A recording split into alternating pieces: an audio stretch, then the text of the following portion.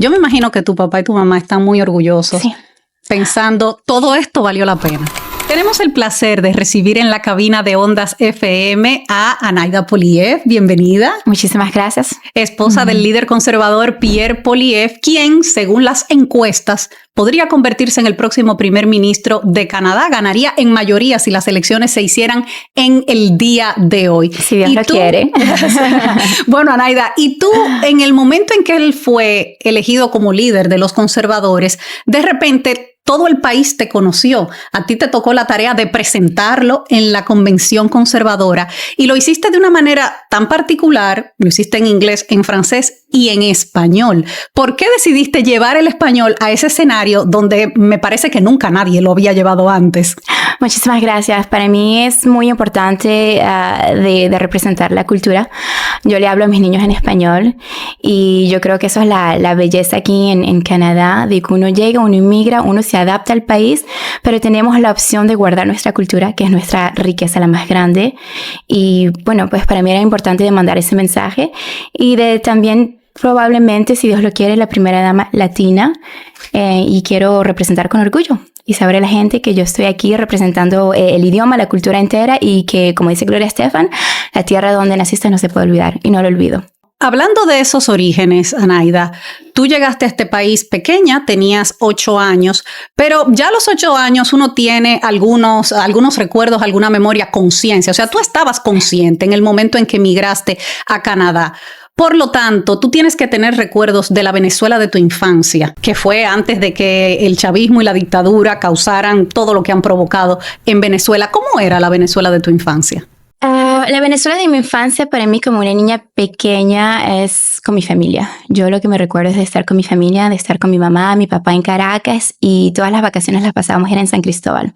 Es por eso que cuando me preguntan sobre mí, yo siempre digo que soy gocha porque toda mi familia viene de San Cristóbal, el estado de Táchira. Y son las vacaciones de tradiciones, de cultura, la cultura latina que uno crece con abuelo, abuela, que son segundo papá, segunda mamá. Y era una Venezuela bonita, pero era también una inocencia que venía conmigo de niña chiquita, que yo veía a mi papá vestirse en flus para ir a trabajar en un banco. Mi mamá estaba estudiando para ser abogada. Y son esos los recuerdos que yo veo. Y yo creo que también fue por eso el choque de cuando uno llega a Canadá, de ver la diferencia de papá, mamá, cómo tuvieron que adaptarse y cómo las cosas cambiaron. Pero para mí mis recuerdos de niñas eran lindos, de familia. Claro, porque ustedes en Venezuela eran una familia clase media y de repente ustedes llegan a Canadá y tu papá tiene que hacer cosas que jamás se hubiera imaginado que habría tenido que hacer para mantener a su familia. Tal vez ustedes adaptarse a situaciones a las que no estaban acostumbrados. En ese proceso de adaptación, ¿qué fue lo más difícil para ti? Porque además llegar a Montreal, donde lo que se habla es francés, ese proceso para ti, ¿cómo fue llegando a los 8 años a este país? Cuando llegamos, ninguno de nosotros hablaba el idioma. Y yo creo que esa fue la parte la más difícil. Para mí fue la más fácil personalmente.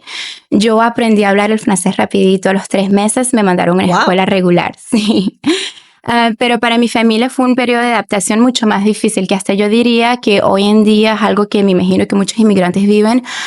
Mi papá, por ejemplo, como uno dice, habla un francés y un inglés, como uno dice, machucado. Sí. Con mucha dificultad, con un acento mayor. Y la periodo de adaptación para mí con el niño de 8 años es sobre todo de ver cómo la situación cambió para mi papá y mi mamá. Eso fue lo que más a mí me pegó. Y la cultura. Yo como una niña chiquita de 8 años, yo aprendí el francés y yo lo que quería era integrarme y adaptarme y hablar francés nada más. Y me recuerdo que cuando llegaba a la casa, mi mamá y mi papá me decían, no, aquí en la casa es en español porque no quiero que pierdas el español. Y eran cosas como, por ejemplo, cuando uno va a la escuela y uno llevaba la comida, era que mi comida era diferente. Yo era diferente, todo como que se veía raro. Entonces yo creo que fue un choque cultural al principio, pero poco a poco me fui adaptando y muy agradecida de cómo la gente nos recibió en Quebec, en Montreal.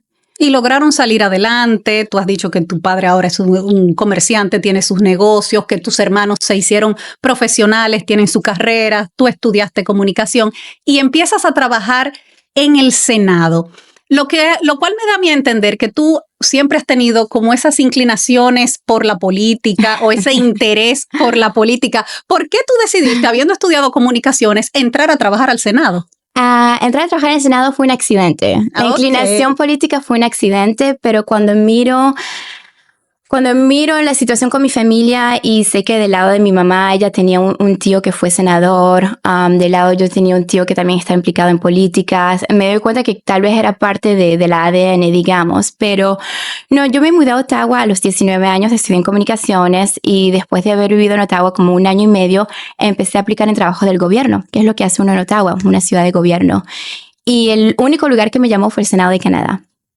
Entonces yo pasé la entrevista y me dieron un contrato de 1 mes nada más para un senador independiente. Y fue así que yo empecé a trabajar en el Senado. Y a cada vez que pensaba tal vez de cambiar de trabajo o de salirme del Senado, otro contrato llegaba y me renovaban el contrato, otro senador.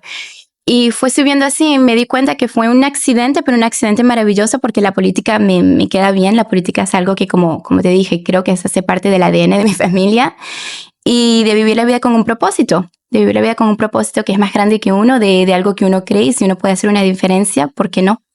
Y ahí fue donde empezaste a involucrarte con algunos temas que son fuertes y con causas sociales que son muy fuertes, como la que estás llevando ahora del tráfico de personas, el tráfico sobre todo para la explotación sexual de mujeres y niñas. Háblanos de esta iniciativa.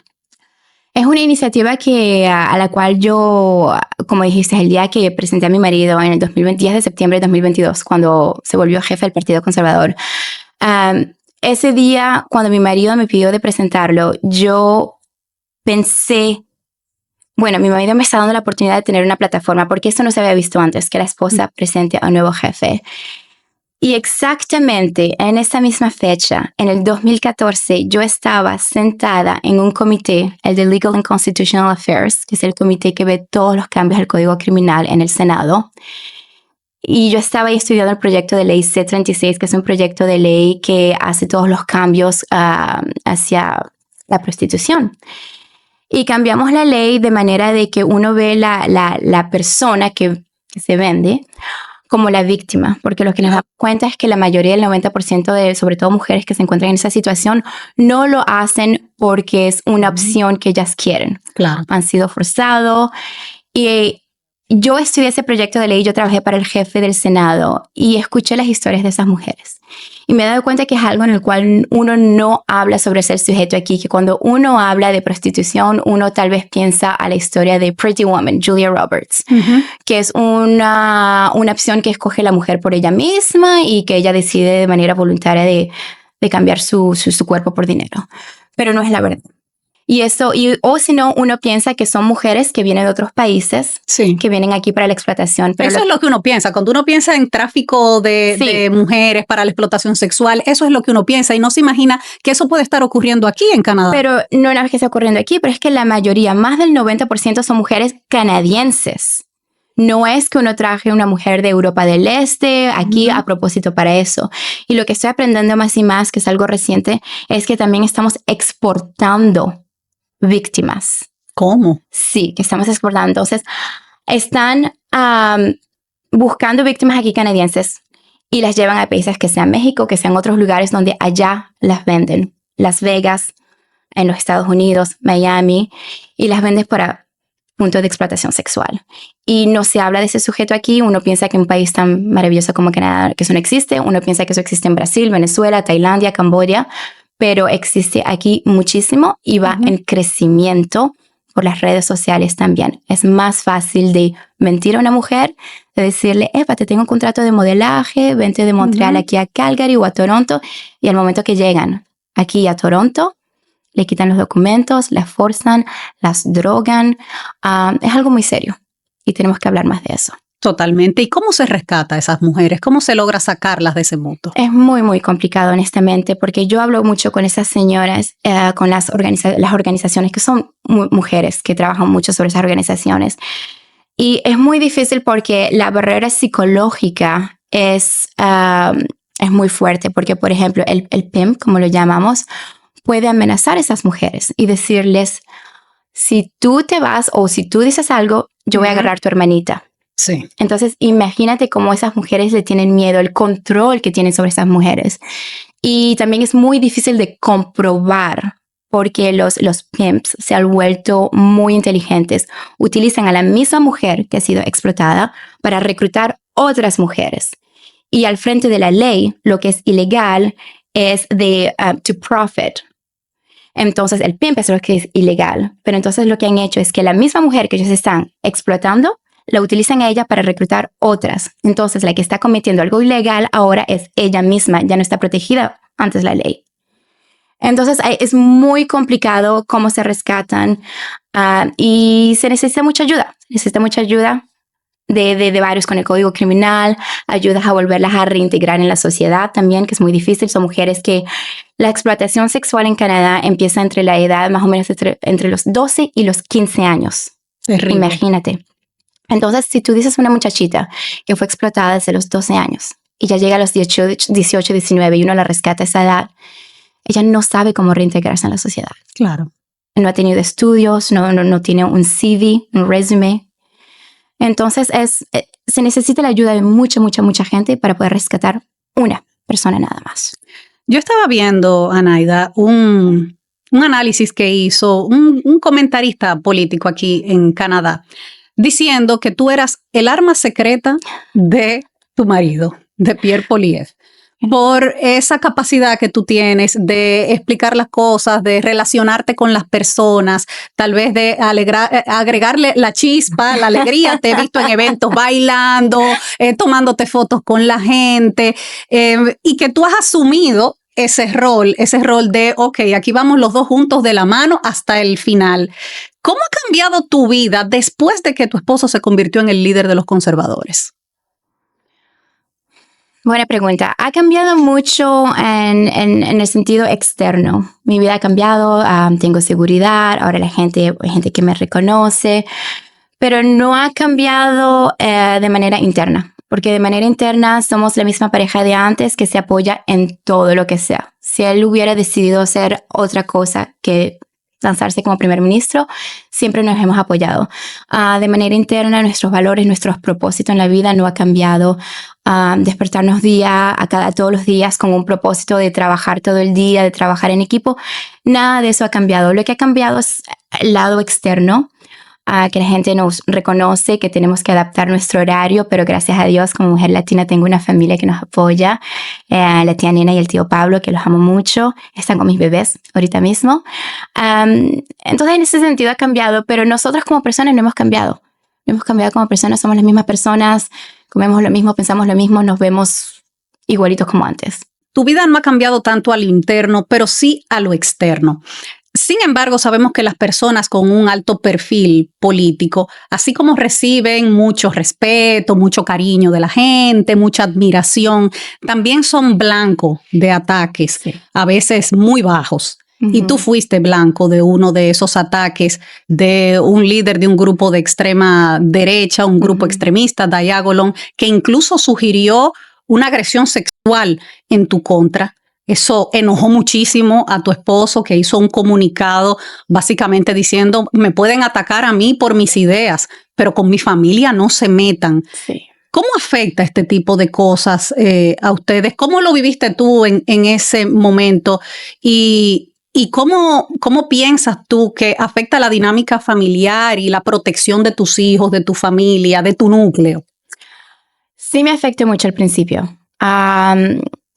Como ya estaba contando, hice otro podcast con mi amigo Tony Greco y conté que en los últimos 6 meses me he ido reconstruyendo, si uno puede decir, más fuerte, más. Sí me afectó mucho al principio porque fue ahí cuando me di cuenta de la realidad que viene con este nuevo papel. Uh-huh. Como dices, que sí hay mucha gente que apoya, que quiere a mi marido, pero también hay mucha gente que no.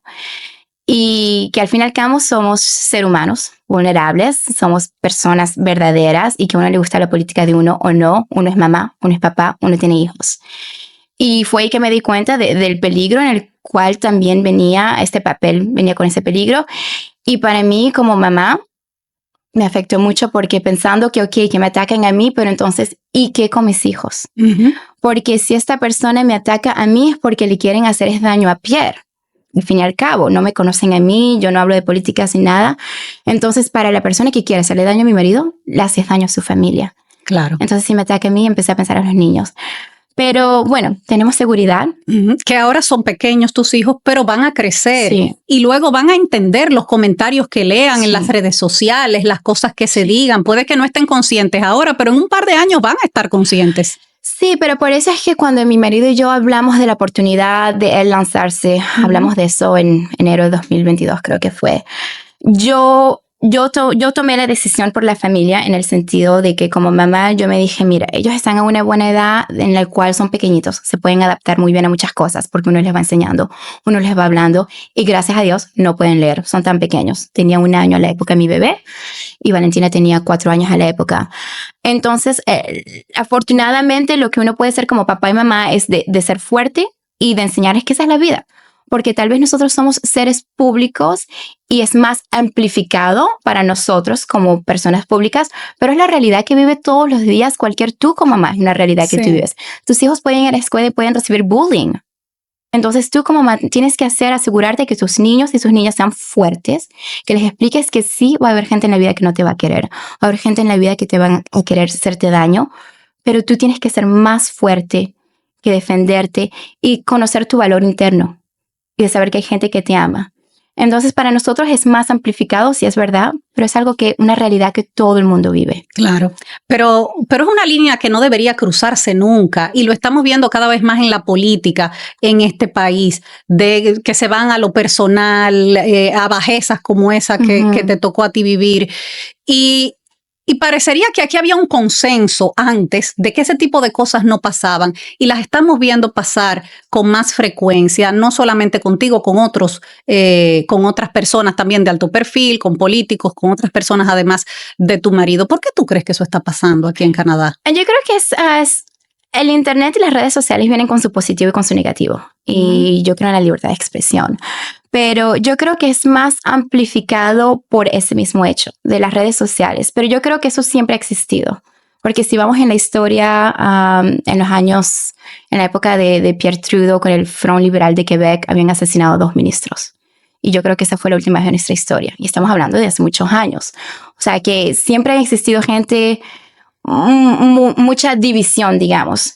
Pero con las redes sociales es que está en nuestra cara, a todos los días, en nuestros teléfonos. Uno abre el teléfono y uno ve de una vez que la gente no nos quiere, ese odio, todo ese peligro. Entonces, por eso yo creo que son las redes sociales, el internet, que está amplificando todo, pero es algo que siempre ha existido, desafortunadamente, y ahora se está volviendo más en nuestras caras, que lo vemos todos los días. Eso es lo que yo pienso. Anaida, decía al principio de esta entrevista que según las encuestas, si las elecciones se hacen hoy, Pierre Poilievre se convierte en el próximo primer ministro de Canadá. ¿Cómo ves tú el rol que tú vas a desempeñar durante el periodo que él sea primer ministro, si efectivamente gana las elecciones? ¿Qué papel te ves desempeñando? Es un poco difícil responder porque, como sabes, en Canadá que no hay un papel oficial. Entonces es un poco para mí de navegar, primero que todo, de siempre ser auténtica de quién soy yo. Segundo, de no olvidar mi papel como individual, como persona, Anaida, como mamá, y sí apoyando a mi marido, pero también que viene el papel de representar Canadá. Y de asegurarme de que represento bien nuestro país, que los hago orgulloso, a mi comunidad latina, que es muy importante porque sé que van a estar mirándome y utilizándome como ejemplo como mujer latina y venezolana. Entonces veo el papel con mucha responsabilidad y quiero seguir adelante con causas que son importantes como el tráfico humano y también quiero seguir apoyando a mi marido y mi familia. Has hablado de representar a la comunidad latina y bueno, sabemos que tú eres venezolana canadiense, pero además tengo la información de que tú tienes sangre dominicana. Sí. Tu mamá es dominicana. Mi mamá es dominicana, mi mamá nació en Santo Domingo y se casó con un venezolano, se mudó a Venezuela. Entonces yo pasé toda mi vida en Venezuela. Yo nací en Venezuela, crecí en Venezuela, y nada más visité República Dominicana por la primera vez hace como 5 o 6 años con mi marido, que fuimos de viaje. No, pero eso hay que resolverlo inmediatamente. Tienes que ir más a la República Dominicana. Sí, pero mi mamá pasó su cultura, sin embargo. Yo crecí escuchando a Juan Luis Guerra, arroz con habichuela, o sea, la música, la comida, todo. Como buena dominicana. Claro, y me encanta la bachata, más que todo. Anaida, en el caso de las tradiciones, las costumbres, tú arrastras mucho de esas costumbres venezolanas, dominicanas también Sí. por tu madre. Sí. ¿Cómo fueron esas Navidades? Ahora que vamos a entrar en esa época Sí. festiva, ¿cómo fueron esas Navidades de tu infancia? Bellísimas. Y además el contraste, la diferencia entre las Navidades de cuando ustedes Ajá. estaban en Venezuela, luego las Navidades aquí, y cómo son ahora. Trato de guardar tradiciones, primero que todo, bellísimas. Mi mamá hacía un trabajo, voy a llorar. Mi mamá hacía un trabajo excelente para las Navidades. Hacía todo. Preparaba todo ella misma, las decoraciones, todo. Tiene mucho talento para eso. Qué lindo.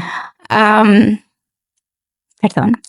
No, eso es lo que da la nostalgia. Sí. No, bellísimas las Navidades. Perdón. Y lo que me gusta mucho de nuestras tradiciones, nosotros en la cultura latina, es que es sobre el niño Jesús. No es sobre San Nicolás o... Entonces, esas son las tradiciones que yo trato de pasarle a mis bebés. Yo le digo, o sea, para simplificar, le digo que no, que es el cumpleaños del niño Jesús y es por eso que recibe regalos, él quiere compartir regalos con los otros niños para meter en la cabeza que no es algo comercial, no es algo de Santa Claus, es algo que más religioso, digamos. Pero no, las Navidades bellísimas, la diferencia entre, bueno, me gusta mucho la nieve aquí para la Navidad. Sí. Te admito, sí, es algo muy mágico. Y trato de seguir las tradiciones un poco que mi mamá empezó, las hallacas, comemos hallacas, pan de jamón, y nosotros comemos no pavo, se me olvidó la palabra, el que es cochino. Cerdo, puerco. puerco. Decimos en República Dominicana. Sí, puerco. Así que si tu mamá lo hacía, Sí. era puerco. Sí, era puerco, ajá. Cochino dije yo. Puerco, hallacas y bueno, la ensalada que mi mamá hacía que le llama la ensalada rusa. Entonces sigo con esas tradiciones. Tú sabes que muchos inmigrantes recién llegados nos pueden estar viendo en este momento y a veces esas primeras Navidades cuando tú llegas a este país pueden ser difíciles, Sí. pueden ser duras, no solamente por el clima, sino por la situación económica en la que están las familias cuando llegan. ¿Tú recuerdas esa primera Navidad aquí? Sí. Sí, porque las Navidades era la época preferida de mi mamá. Esa era la única época de que ella verdaderamente hacía un esfuerzo y pues no había la situación económica. Entonces teníamos que ir a lugares como St. Vincent Paul, donde uno buscaba regalos gratismente y comida también. Y yo creo que más o menos las 2 primeras Navidades fueron así. Y para ella fue muy difícil. Y sin embargo, cuando te ve ahora presentando a tu esposo en la convención conservadora, hablando en 3 idiomas, trabajando en el parlamento, yo me imagino que tu papá y tu mamá están muy orgullosos, Sí. pensando, todo esto valió la pena. Exactamente, y yo creo que ese es el mensaje importante para la comunidad latina, para los inmigrantes, de que sí, y entiendo muy bien que hace muchos sacrificios de ver a mi papá con su flus, trabajar al banco, mi mamá con sus estudios, abogada, llegar aquí y vivir una vida completamente diferente. Pero quiero que sepa que el sacrificio vale la pena. Totalmente. Y que yo soy un ejemplo de eso y que espero poderlos darle un orgullo. Perdón. Anaida, muchísimas gracias por concedernos esta conversación y esperamos ver lo que te depara el futuro. Gracias. Me encantan las Navidades, perdón. Las bellas, sí. Nostálgica. Sí. Pero sí, porque las Navidades son muy significativas para nosotros los latinos. Exactamente. Y qué bueno que tú conservas ese valor de la Navidad, el verdadero valor de la Navidad. Exactamente, y que lo paso a mis bebés para que siga adelante. Y que mi marido, Dios mío, mi marido le encanta. ¿Sabes lo que me encanta de mi marido también? Fue él que escogió el nombre de los niños en español para él que yo guarde la cultura latina, que les hable en español, que sigamos las tradiciones, es tan importante. Muchísimas gracias, Anaida. Muchísimas gracias por concedernos esta conversación. Muchísimas gracias. Gracias.